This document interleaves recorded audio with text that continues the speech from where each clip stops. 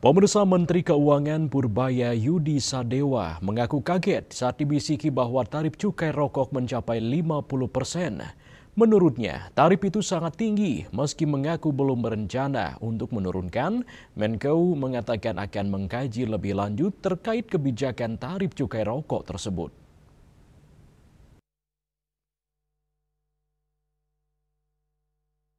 Menteri Keuangan Purbaya Yudi Sadewa menyoroti tarif rata-rata cukai rokok yang kini sudah mencapai 57%.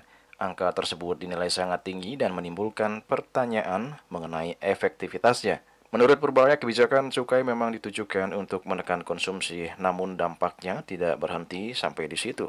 Ia menjelaskan meski cukai tinggi berhasil mengendalikan permintaan, namun konsekuensi yang timbul justru menekan industri serta tenaga kerja.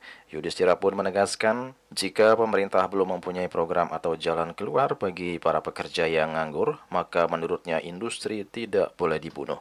Ada cara mengambil kebijakan yang agak aneh untuk saya. Saya tanyakan, cukai rokok gimana? Sekarang berapa rata-rata? 57%. Wah, tinggi amat. Fir'aun loh, bro. Banyak banget ini ya. Terus kalau turun gimana? Ini bukan saya turun, bukan mau turun ya, cuman diskusi. Kalau turun gimana? Kalau turun makin banyak income-nya. Loh kenapa dinaikin kalau gitu? Rupanya kebijakan itu bukan hanya income saja di belakangnya. Ada policy memang untuk mengecilkan konsumsi rokok. Jadi dikecil lah. Jadi otomatis industri kecil kan, tenaga kerja di sana juga kecil. Oke, bagus ya bro. Ada WHO di belakangnya, ada ini.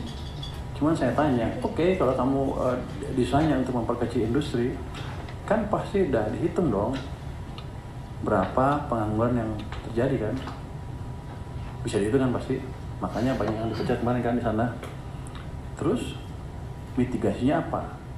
Apakah kita sudah buat program untuk memitigasi tenaga kerja yang menjadi nganggur? Programnya apa dari pemerintah? Nggak ada. Loh kok enak? Kenapa buat kebijakan seperti itu? Tuh, diskusinya itu antara di sana. Kalau gitu, nanti kita lihat. Selama kita nggak bisa punya program yang bisa menyerap tenaga kerja yang nganggur, industri itu nggak boleh dibunuh. Itu hanya menimbulkan orang susah aja. Tapi memang harus dibatasin, yang rokok itu paling enggak orang ngerti lah. Harus ngerti risiko rokok itu seperti apa. Tapi nggak boleh dengan policy untuk membunuh industri rokok, terusnya tenaga kerja dibiarin tanpa kebijakan bantuan dari pemerintah. Itu kan kebijakan yang nggak bertanggung jawab kan. Kenapa saya sampai pikirin begitu? Itu jadi nanti rokok akan kita lihat. Saya akan ke Jawa Timur ya, akan ngomong sama industrinya, akan saya lihat seperti apa sih, turun apa enggak. Kalau misalnya nggak turun tapi pasar mereka saya lindungin, dalam pengertian itu yang online yang putih, yang palsu itu saya larang di sana. Saya kan sudah perintahkan dia untuk mulai memonitor siapa aja yang jual beli online untuk barang-barang yang palsu. Jadi hati-hati mereka yang palsu-palsu, bukan yang normal ya, yang palsu. Akan kita mulai kejar satu-satu. Diketahui sejak dilantik menjadi Menteri Keuangan menggantikan Sri Mulyani, Purbaya Yudi Sadewa sudah berhasil menarik perhatian publik baik melalui pernyataan maupun kebijakannya.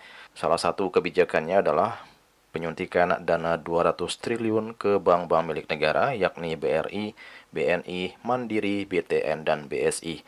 Tujuannya adalah mempercepat aliran uang atau likuiditas ke sektor real agar kredit bisa tumbuh, konsumsi masyarakat bisa meningkat, dan perekonomian kembali bergerak. Purbaya juga sempat menyentil Direktur Utama Bank BUMN yang sibuk bermain golf. Purbaya juga menyampaikan penempatan dana sebesar 200 triliun di 5 bank himbara bukan disimpan begitu saja, melainkan harus segera disalurkan ke sektor produktif. Tidak berhenti sampai di situ, Purbaya juga sempat memberikan peringatan kepada kementerian-kementerian dan juga kepala BGN yang belum optimal melakukan penyerapan anggaran. Juli Suharti dan Ketut Sumadiasih melaporkan.